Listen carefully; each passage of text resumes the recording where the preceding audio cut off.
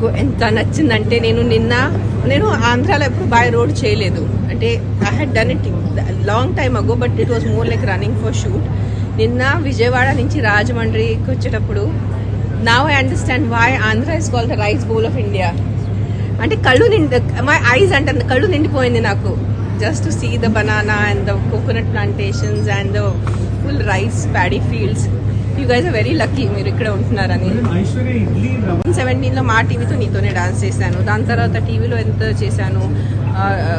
2 years ముందు రవితేజ గారితో cinema చేశాను, ఇంకా చేస్తానున్నాను, మధ్యలో డైరెక్ట్ చేశాను. సో మా ఇన్నింగ్స్ ఎప్పుడు అవలేదు, మళ్ళీ సెకండ్ ఇన్నింగ్స్ అవటానికి.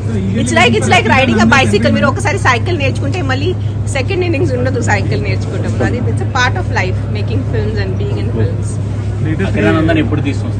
అబ్బా ఒక్కటి కూడా మీరు వదలరు నాకు. I'm also waiting. నేను మాటికి పదే ప్రతిసారి మీడియా ముందు ఏదో చెప్పినా అంటే మీ అన్నిటికన్నా I'm waiting. I'm the mother. నేను తల్లి కదా, కన్న తల్లి నేను. సో మీ అందరికన్నా నాకు ఎంత ఉంటుంది. But it is his wish. అతను ఎప్పుడు అంటే అంతే.